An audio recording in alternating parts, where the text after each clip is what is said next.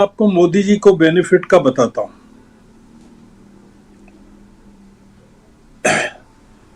हो सकता है कि जितने भाजपा शासित राज्य हैं वहां लोगों को बड़ी संख्या में जेलों से पैरोल पर रिहा कर दिया जाए, तमाम गुंडों को रिहा कर दिया जाए। ये मामला अब नैतिकता का बचा ही नहीं है कि बीजेपी को आरएसएस मुक्त कर रहे हैं या आरएसएस को बीजेपी मुक्त कर रहे हैं। मोहन भागवत बहुत पहले आत्मसमर्पण कर चुके हैं। अब आरएसएस कहीं पिक्चर में नहीं है। आरएसएस पिक्चर में केवल यह है कि आइडियोलॉजिकली है कि भारत को हिंदू राष्ट्र बनाना है, और वो बना रहे हैं, मतलब बीजेपी के जन्म से पहले से बना रहे हैं और जनसंघ के जन्म के पहले से बना रहे हैं। वो नहीं बना पाएंगे। और ये जो क्रॉस फर्टिलाइजेशन हो रहा है, जो बीजेपी में जो ला रहे हैं दूसरे दलों को, जो मैंने लिखा था कि वर्ण संकर कार्यकर्ता जो पैदा हो रहे हैं बीजेपी में क्रॉस ब्रीडिंग से जी, वो किस तरह की बीजेपी को पैदा करेंगे, इसकी चिंता मोदी जी को नहीं है। मोदी जी को केवल एक चिंता है सत्ता की। देखिए, उनको बीजेपी की भी चिंता नहीं है। अगर गुजरात का उनका कार्यकाल देखें तो उन्होंने संगठन की कोई चिंता नहीं की बीजेपी की, वहां आरएसएस की भी नहीं की। हमको पूरे मामले में यह देखना है कि मोदी जी क्या चाहते हैं। हम बार बार ये कह रहे हैं कि बीजेपी क्या चाहती है। बीजेपी कुछ नहीं चाहती है। मोदी जी सत्ता से गए, बीजेपी खत्म हो जाएगी। और बीजेपी जिंदा रहना चाहती है। बीजेपी ये चाहती है कि जिंदा रहे। यहां दांव पर विपक्ष भी है और बीजेपी भी है इस चुनाव में। आप एक चीज समझिए, ये जो गलत मान के चला जा रहा है कि मोदी जी विपक्ष को खत्म करना चाहते हैं, और विपक्ष को तो खत्म कर ही रहे हैं, वो जो खत्म करना चाहते हैं उसमें बीजेपी भी खत्म हो जाएगी पूरी तरह से। जी, चुनाव जीतने के लिए जिन लोगों को वो ले रहे हैं अलग अलग राज्यों में, वो बहुत बड़ा खेल खेल रहे हैं राजीव जी, और वो हमारी समझ से परे है। हम लोग या इंडिया अलायंस जो है, वो जो बात कर रहा है मोहब्बत की दुकान, नफरत का बाजार, ये जो कर रहे हैं वो मोहब्बत के बाजार में नफरत की दुकानें खोल रहे हैं, उसके लाइसेंस बांट रहे हैं। और उस काम में असम के मुख्यमंत्री मदद कर रहे हैं, उस काम में और लोग मदद कर रहे हैं। मैंने एक सवाल उठाया था, वो यहां भी उठा रहा हूं, इनके डर को लेकर। राहुल गांधी की यात्रा को लेकर असम के मुख्यमंत्री ने जिस तरह का विरोध किया, जिस तरह के भाषण दिए, जिस तरह के अवरोध की खड़े किए, क्या आपको सुनने में आया कि उत्तर प्रदेश में योगी जी ने किए उस तरह की चीजें? क्यों नहीं किया?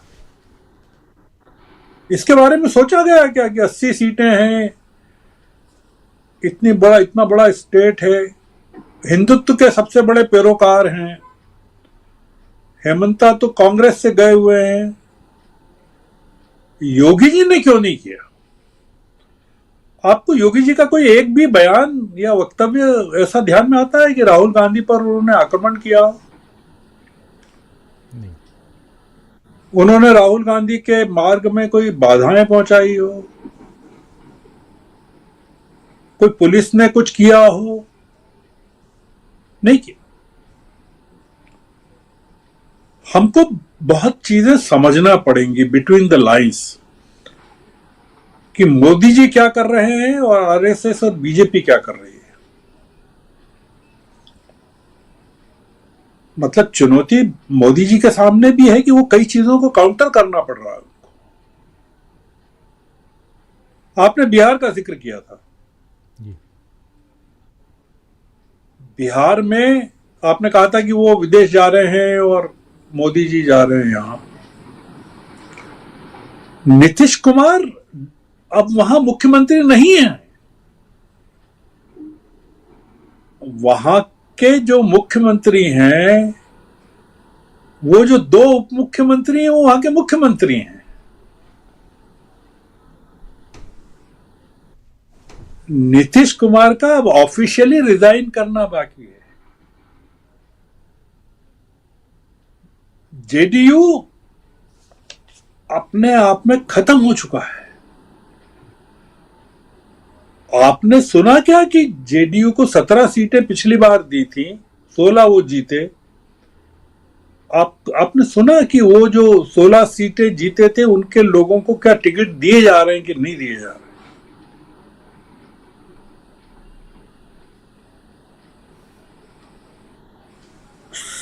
जेडीयू के अगर इन लोगों को टिकट नहीं दिए गए, विध्वंस मच जाएगा बिहार में। एलजेपी के 6 लोगों को टिकट नहीं दिए 6 सीटों पर, तो वहां बगावत हो जाएगी। ये जो चल रहा है, जनता इस समय पूरी तरह से झारखंड में, हिमाचल में 2 साल पहले विधानसभा के चुनाव हुए, बीजेपी का वोट शेयर 6% कम हो गया। 68 सीटें हैं सिर्फ वहां, 5.79% नीचे हो गया। आप कल्पना कर सकते हैं कि 68 सीटों की विधानसभा में बीजेपी की 19 सीटें कम हो गई।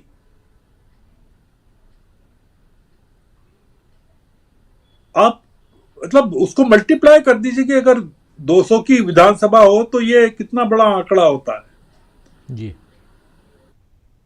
तो हिमाचल की 4 सीटें लोकसभा की हाथ से खिसक रही है। और इस फियास्को के बाद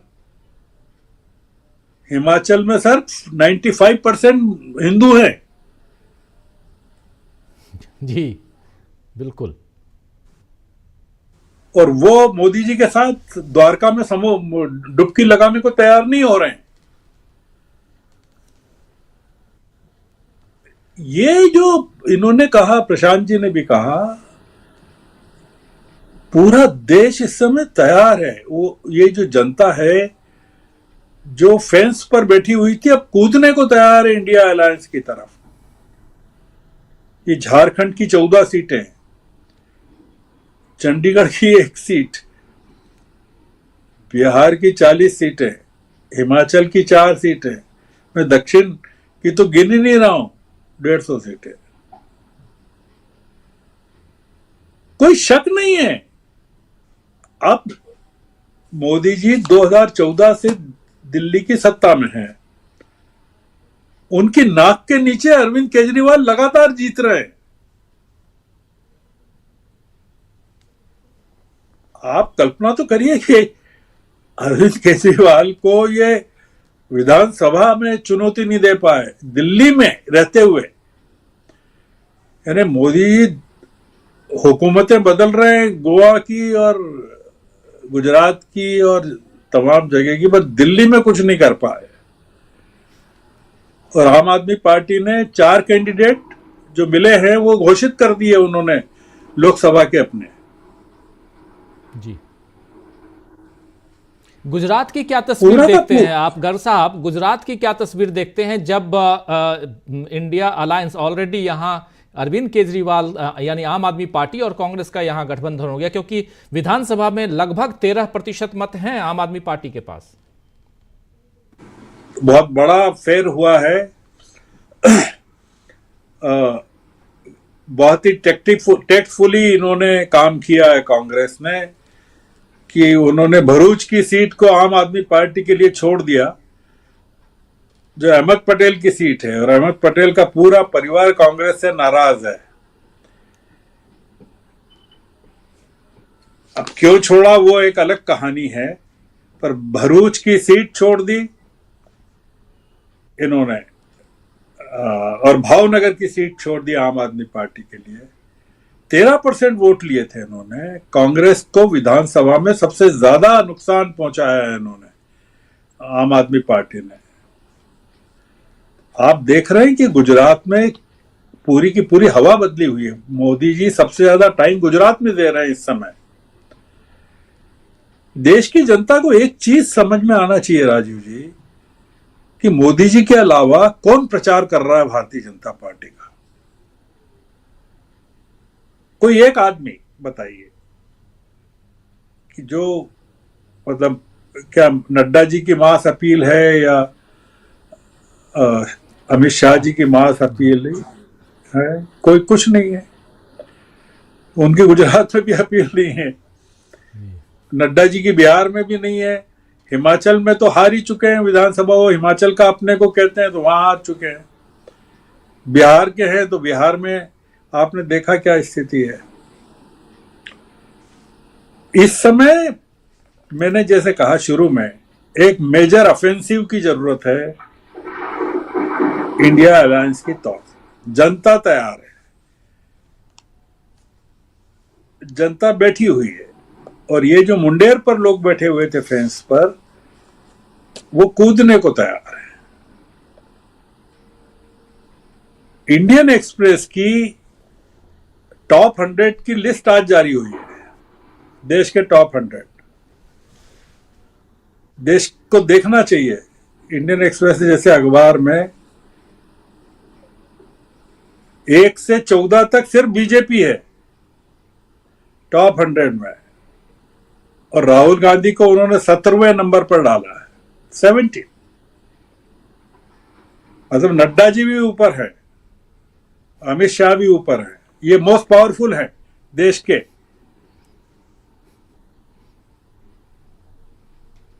आप सोचिए कि चल क्या रहा है।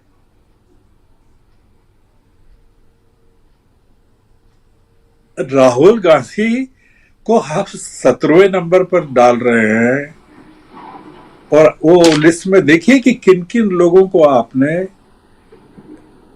राहुल गांधी के नीचे वो हैं केवल नेक्स्ट जो इनके सिक्योरिटी एडवाइजर हैं प्रधानमंत्री के।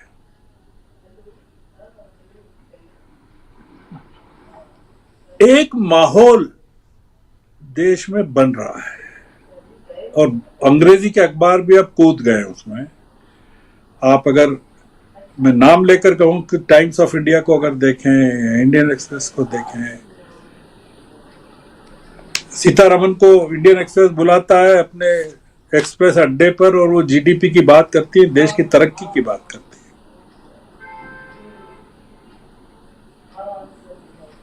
एक्सप्रेस ने अभी राहुल गांधी को नहीं बुलाया एक्सप्रेस अड्डा पर।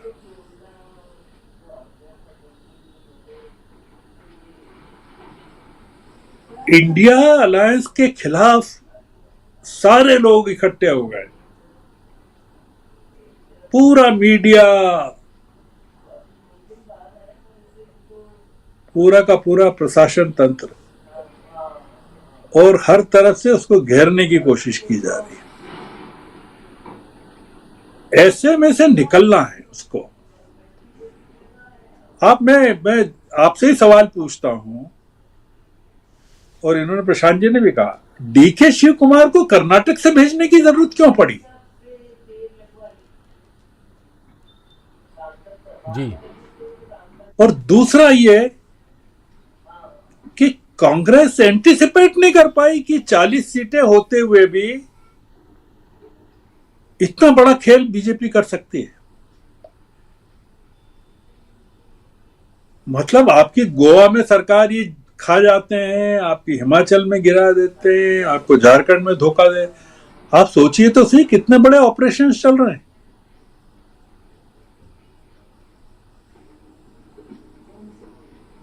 मैं इसलिए कह रहा हूं, मैंने शुरू में जो कहा था कि एक बड़े मेजर ऑफेंसिव की जरूरत है। देश की जनता साथ में है। कहीं सीटों के गणित में इनको 220 सीटें, जो मैंने पहले दिन कहा था है ही नहीं, इनका बहुमत ही नहीं। बीजेपी में एक बहुत बड़ा तबका प्रतीक्षा कर रहा है कि वो चीज हो जाए, 220 सीटें हो जाए और बीजेपी जिंदा हो जाएगी उसमें। बिल्कुल। तो इसलिए ये बड़ा देश की राजनीति इस समय एक डिसाइसिव मोड में है, राजीव जी, और ये इसका फायदा मोदी जी लेना चाहते हैं। वो 18-20 घंटे मेहनत कर रहे हैं, सो ही नहीं रहे। आप बताइए, आपको लगता है वो सो रहे हैं? हाँ, उनके सारे ऑपरेशन रात में होते हैं। बिल्कुल। तो अब विपक्ष को रात भर जगना पड़ेगा। सही कह रहे हैं आप, रात भर जगना होगा विपक्ष को, और इस ऑपरेशन के ऊपर अपने ऑपरेशन को चलाना होगा, तभी कहीं ना कहीं यहाँ एक गंभीर, लेकिन सबसे महत्वपूर्ण बात की ऑफेंसिव होना होगा, विपक्ष को ऑफेंसिव होना